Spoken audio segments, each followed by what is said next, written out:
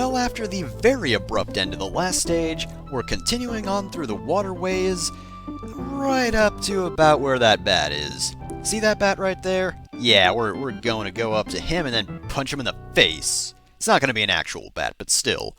So, continuing on, this definitely seems very Castlevania 3-ish, because that game also had a set of caves. Of course, in that game, I believe this was on the hardest routes.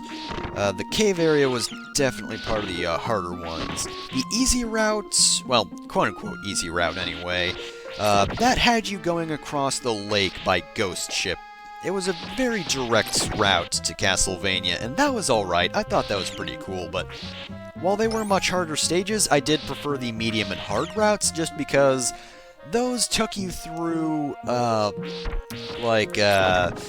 kind of more of a stealthy approach to Castlevania, I guess. And basically, part of that was just going through an underground system of caves, right up until a little lower than Castlevania itself. There were still a few more stages in that game before you got to Castlevania proper. But yeah, and I think those are more or less the same caves here, which is pretty cool. I do like that. I very much like levels transitioning them into each other as well, like Sonic 3 does that fairly well, where you go from one stage to the next and they connect pretty well. Rayman 3 also did that very well, and this game does that too. I do like how the previous level started in a forest, and then it was more of a swamp, and then it moved into a river, and hey, now we are underground, because that river leads underground. Of course, there might be a lot more water in our future as well. I also mentioned that I do prefer this stage to the previous one, and that's because, well, quite simply, these areas look really cool, and again, I did like the hard route of Castlevania 3. That being said, though, at times, those levels were very annoying to play, and I feel like Super Castlevania 4 kind of has the spirit of those levels, without having nearly annoying as a design.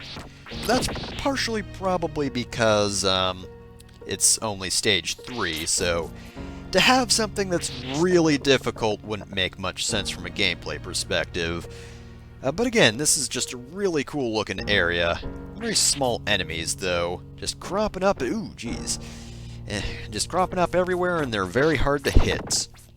Like those bone towers. Of course, if you're in the right position, then bone towers are easy to take care of. You just have to whip their projectiles, and then they're not much of a problem.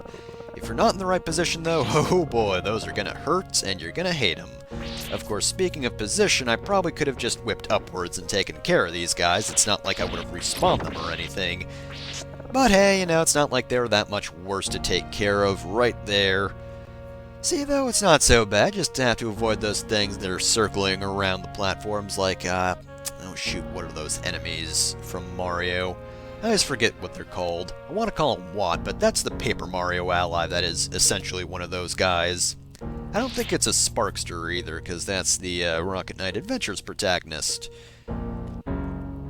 Now, this is a little less like Castlevania 3, but this is very Castlevania 3, and I like this so much better than Castlevania 3's version of the level because, this level feels like it's falling apart a lot less than that one did, which, to be fair, that was a pretty cool level overall, but at the same time it was very annoying to play because the water was rising, and there were such precise jumps you had to make, and I know a few things fell back there, but they're easy to avoid.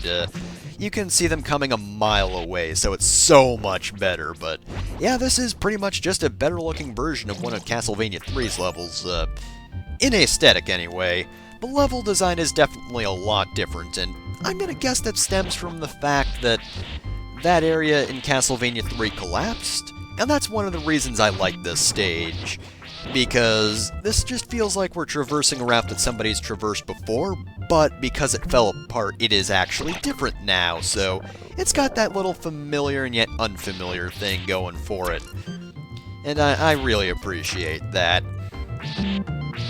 That being said, though, it does seem a little weird how this area basically completely fell apart, and it's not going to lead to the same place it did in Castlevania 3, but it's still pretty close to Castlevania. The fact that it's still possible to traverse is pretty convenient for Simon.